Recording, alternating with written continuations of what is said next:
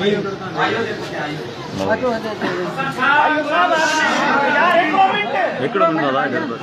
صاحب آپ نے کیا رپورٹ پیش کی ہے؟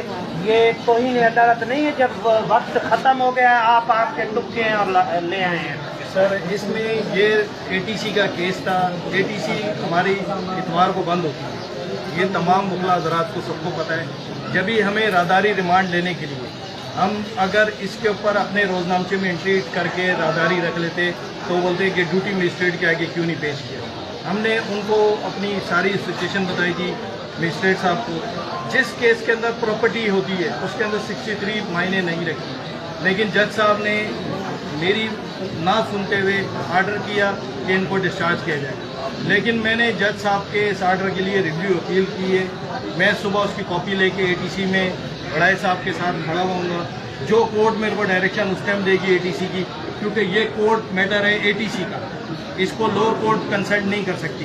اس کو تمام وکلا حضرات میرے سارے جانتے ہیں, میرے بھائی. انہوں نے یہ ان کو پتہ ہی نہیں ہے. انہوں نے یہ گراؤنڈ کورٹ کے سامنے رکھا تھا. پیش کرنے کا مقصد یہ ہوتا ہے ڈیوٹی جج کے سامنے کہ اگر کسی کو غلط ڈیٹین کیا ہوا ہے اس کو ریلیز کیا جائے. یہ جو بات کر رہے ہیں یہ ان کی اپنی زبان نہیں ہے, یہ کسی اور کی زبان ہے.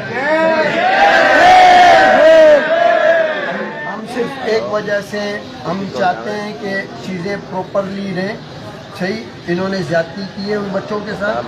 صحیح, کورٹ نے ایک آرڈر کر دیا تھا. باقاعدہ جج صاحب نے اس کے لیے اس ٹائم پہ لا دیکھا ہے. لا دیکھنے کے بعد اپنی ڈیوٹی دیکھی ہے کہ کیا کر سکتے ہیں, اور اس میں ان کی ڈیوٹی میں لکھا ہوا تھا کہ ریمانڈ کے ٹائم پہ جو جج ہوتا ہے اس کی یہ پاور ہے کہ وہ ڈیسائیڈ کرے گا کہ ویدر اس کو جیل سی کرنا ہے, ویدر اس کو پی سی کرنا ہے, یا ویدر اس کو ڈسچارج کرنا ہے. اور جو ڈیوٹی جج ہے, جو چھٹی کا دن ہے, ڈیوٹی جج کے سامنے جب آئے گا تو ایسا نہیں ہے کہ وہ بلائنڈلی اس کو ایک دن کے لیے راداری پہ کسی کی زندگی کا 1 منٹ بھی اگر آپ اس کو حسب بھیجا میں رکھو تو وہ اس کے ساتھ ظلم ہے. صحیح ہے, تو جج صاحب نے اس کو پراپر ایگزامن کرنے کے بعد پھر ان کو ریلیز کیا ہے.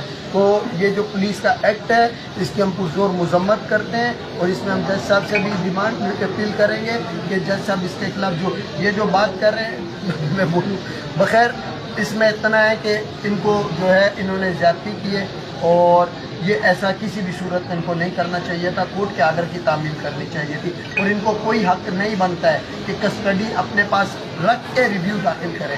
یہ کورٹ کے آرڈر کی تعمیل کرتے ہیں, اس کے بعد ریویو داخل کرتے ہیں. اگر کورٹ کہتی کہ یہ آرڈر غلط ہوا ہے تو وہ اس کو دوبارہ کسٹڈی میں لیتے ہیں. یہ کون سا ہے کہ یہ بدماشی ہے, سیدھی سیدھی قانون کی دھجیاں اڑانے کے مطابق ہے. یہ اس سارے پروسیس